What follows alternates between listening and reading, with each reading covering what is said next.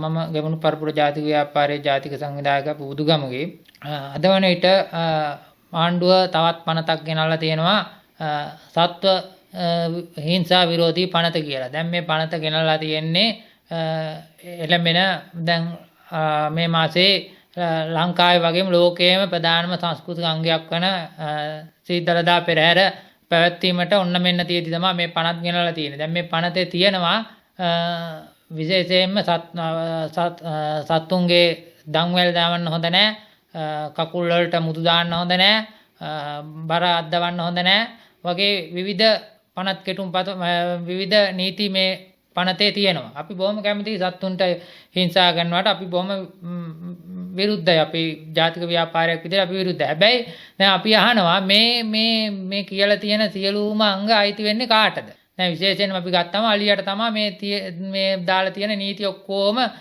ඇතුළත් වෙන්නේ. දැන් අලියා කියන්නේ ලංකාවේ බෞද්ධ ආගමික සංස්කෘතික ආගමික වශයෙන් විශාල වටිනාකමක් තියෙන සත්වයක්, පෙරහැර සංස්කෘතියේ විශාලම සේවයක් කරන සත්වයක් තමයි. දැන් පහුගිය මේ ආණ්ඩුව පත් වෙන කලින් ඉඳලම කොහොමද බෞද්ධ විරෝධී ආණ්ඩුවක් කියන එක අපිට දැන දැක්කා. දැන් පහුගිය දාතල ලංකාවේ දෙවනි පුරවැසියා කියනවා පෙරහැර කියන්නේ මොන විකාරයක් දාන.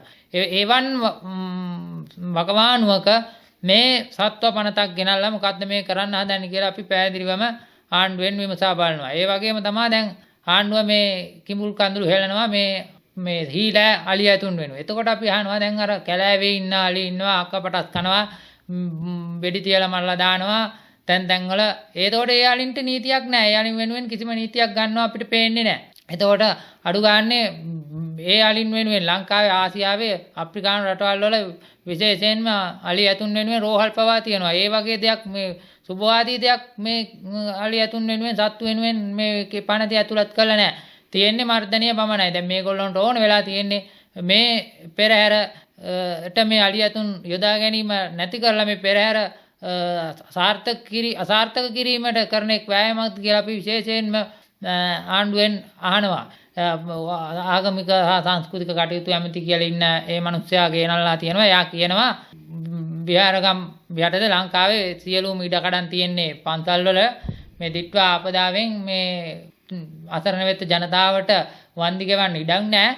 ඒකින්ද මේ පන්සල් වල තියෙන ඉඩම් ටික පවර ගන්න ඕන කියලා. අපි ආණ්ඩුවෙන් අහනවා දැන් මේ පන්සල් වල තියෙන ඉඩම් ටිකට කෙලින්නම හදන්නේ දැන් වෙන ඉඩම් නැද්ද? මේ මුඩු ඉඩම් ඕන තරම් තියෙනවා රජයට ප්‍රයෝජන වෙනකන්. උතුරු නැගෙනහිර ඕන තරම් ඉඩම් තියෙනවා. අපි අහනවා මේ ඉඩම් අරගෙන මේ ජනතාවට ලබා දෙන්න බැරි. ඇයි මේ පන්සල් වල තියෙන ඉඩම් ටිකම අරගන්න හදන්නේ? දැන් විශේෂයෙන්ම කියන්න ඕනේ මේ පන්සල් වල තියෙන ඉඩම් මුඩු ඉඩම් නෙවෙයි.